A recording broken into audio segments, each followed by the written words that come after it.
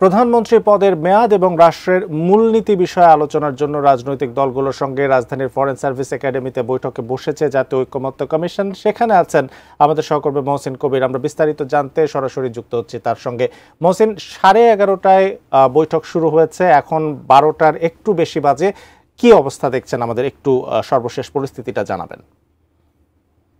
আগে 11:30-এর দিকে বৈঠক শুরু হয়েছে। বৈঠকে 30টি রাজনৈতিক দল, আপনি বলছিলেন যে 30টি রাজনৈতিক দল অংশ নিয়েছে।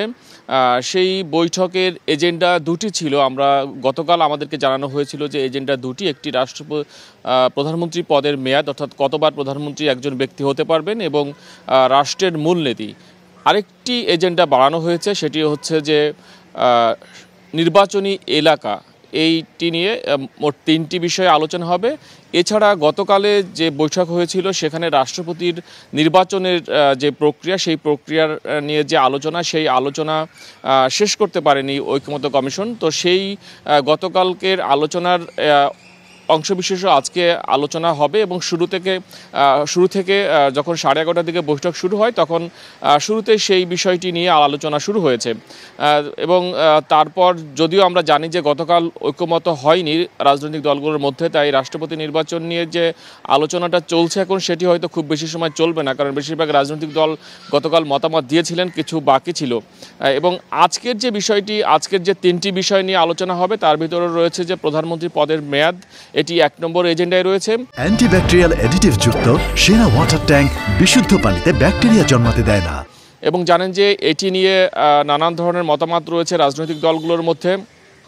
তবে ঐকমত্য কমিশনের যে প্রস্তাব, তারা বলছেন যে তারা সংস্কারের জন্য যে প্রস্তাব করেছে, সেই প্রস্তাবের ভিতরে বলা হয়েছে যে একজন ব্যক্তি তার জীবনে সর্বোচ্চ 2বার এর বেশি প্রধানমন্ত্রী হতে পারবেন না, এবং যিনি 2বার প্রধানমন্ত্রী হয়ে যাবেন তিনি কখনো রাষ্ট্রপতি পদে নির্বাচনের যোগ্যতা পাবেন না, অর্থাৎ তিনি যোগ্যতা তার থাকবে না, সেই ধরনের প্রস্তাব করা হয়েছে। তবে এটি নিয়ে নানা মত রয়েছে, বিভিন্ন রাজনৈতিক দল বিভিন্ন ধরনের মতামত দিয়েছেন। যেমন বিএনপি বড় দল, তারা বলছে যে 2বারের বেশি পরপর 2বারের পর একবার গ্যাপ দিয়ে তৃতীয়বার কেউ যদি প্রধানমন্ত্রী হতে চায় কেউ হতে পারবে, সেই ধরনের প্রস্তাব বিএনপি আগেই, অর্থাৎ যে প্রথম দফায় যে আলোচনা হয়েছিল সেখানে বিএনপি তাদের সেই ধরনের মতামত দিয়েছিলেন। এবং অন্যান্য রাজনৈতিক দল, বিশেষ করে বেশিরভাগ রাজনৈতিক দল যারা এই সংলাপে অংশ নিচ্ছেন, তারা কিন্তু আবার বলছেন যে হ্যাঁ, 2বারের বেশি কেউ প্রধানমন্ত্রী হতে পারবেন না। এই যে সংস্কার প্রস্তাব দিয়েছে ঐকমত্য কমিশন, সেই প্রস্তাবের সঙ্গে তারা একমত। কারণ হিসেবে তারা বিভিন্ন সময় গণমাধ্যমের সঙ্গে কথা বলেছেন, তারা বলছেন যে যদি একই ব্যক্তি যদি 2বারের বেশি যদি প্রধানমন্ত্রী পদে নির্বাচন করেন কিংবা হতে চান কিংবা হতে পারেন, সেই ক্ষেত্রে স্বৈরাচারী হওয়ার একটা যে টেন্ডেন্সি তৈরি হয় সেটি যেন রোধ করা যায়, সেই জন্য এই প্রস্তাবের পক্ষে বেশিরভাগ রাজনৈতিক দল মত দিয়েছেন। আরেকটি বিষয় রয়েছে যে রাষ্ট্রের মূলনীতি, রাষ্ট্রের যে 4 মূলনীতি, সেই মূলনীতি নিয়ে আজকে আলোচনা হবে। সেখানে শুধু একটি বিষয় পরিবর্তন করা হচ্ছিল, যে ধর্মনিরপেক্ষতার পরিবর্তে সেখানে বহুত্ববাদের একটি ধারা যুক্ত করা হচ্ছিল। তবে সেটি নিয়েও বিভিন্ন ধরনের মতামত রয়েছে, যেমন যারা বামপন্থী দলগুলো তারা ধর্মনিরপেক্ষতাই চায়, এবং বিএনপি সহ অন্যান্য যে রাজনৈতিক দল, ইসলামপন্থী যে সকল রাজনৈতিক দল রয়েছেন, তারা আল্লাহর উপর পূর্ণ আস্থা এবং বিশ্বাস, এই বিষয়টি তারা যুক্ত করতে চান, যা আগেও সংবিধানে একসময় ছিল। তো সেই বিষয়গুলো নিয়েই মূলত আলোচনা হবে। আর নির্বাচনী এলাকার যে সংস্কার কিংবা নির্বাচনী এলাকার যে পুনর্বণ্টন, সেটি নিয়ে সংস্কার কমিশনের যে প্রস্তাব, সেখানে বলা হচ্ছে যে জনসংখ্যার যে আনুপাতিক হার, সেই আনুপাতিক হারে নির্বাচনী আসন ঠিক করা হবে, সেইটি নিয়ে প্রস্তাব তারা দিয়েছেন।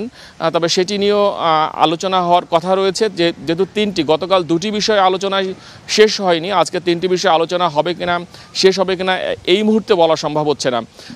তবে ঐকমত্য কমিশনের সহসভাপতি ডক্টর আলী রিয়াজ, তিনি তার সূচনা বক্তব্যে জানিয়েছেন যে বিষয়গুলো নিয়ে ঐকমত্য হচ্ছে না, কিংবা যে সকল বিষয়গুলো এখনও অমীমাংসিত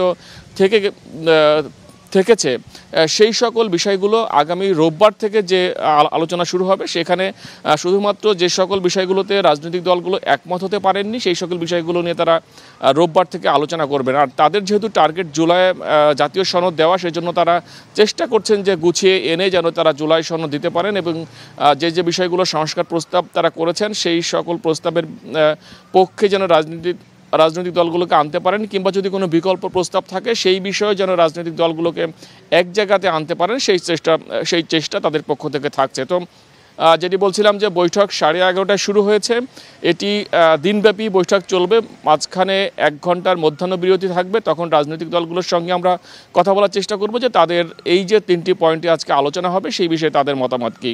আরেফিন।